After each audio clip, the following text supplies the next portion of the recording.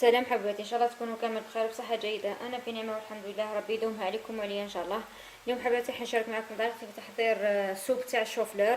واش نحتاج في لاصوب تاعي؟ نحتاج فيها شوفلور، نحتاج فيها بطاطا، نحتاج فيها بصل، جزر، ثوم وورقات تاع رند. والتوابل نحتاج ملح، نحتاج فلفل اسود، نحتاج شويه كمون، ونحتاج زيت وشويه تاع زبده.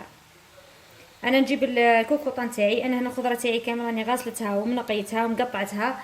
نجيب الكوكوطه تاعي درت فيها شويه تاع زيت، ندير عليها البصل ونحطهم يتقلاو.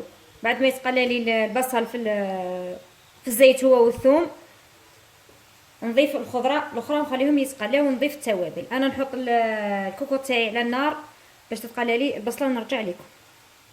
انا درت البصله تاعي تتقلى مع الزيت، هاي تقلات لي، راح هذوك نضيف الخضره نتاعي ونضيف التوابل. هنا راهو جابوا لي المعدنوس، راني قطعت شويه تاع معدنوس. انا ندير الخضره تاعي كامل في الكوكوطه وندير عليها التوابل نخليهم يتقلاو. لكم انا الخضره تاعي بعد ما درتها ضفت عليها توابل، انا خليتها تقلات. دوك راح نضيف الماء يكون سخون.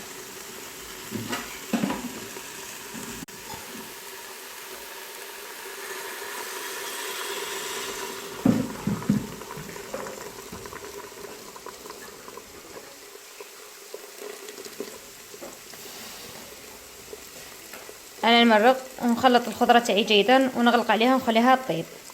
كي طيب نرجع لكم باش نكملوا مع بعض. طابت لي الخضره تاعي، قبل ما نرحيها نحيت الورقه تاع الرند، نحيها بجانب ونرحي الخضره تاعي ونرجع لكم نوريكم لاصوب تاعي كيفاش جات السوب تاع الشوفلور. انا نرحيها ونرجع لكم. انا لاصوب تاعي بعد ما طحنتها فرغتها في الصحن. التزيين يبقى اختياري، انا درت لها شويه فرماج رابي ودرت لها ورقه تاع معدنوس. التزيين يبقى اختياري. هاي لكم لاصوب تاعي صارت جاهزه، نتمنى صارت تكون واضحه. هاي لكم لاصوب تاعي، صدقوني ذوق تاعها روعه، ما يعرفوش بلا ما ياكلوا في لاصوب تاع الشوفلور. كان هذا هو الفيديو تاعي تاع اليوم، ان شاء الله ينال اعجابكم. اذا كان عجبكم الفيديو تاع اليوم ما تنساوش ديروا جيم، بارطاجيو الفيديو مع الاصدقاء تاعكم واش تعملوا فائده. شكرا لكم على المتابعه والسلام عليكم ورحمه الله وبركاته.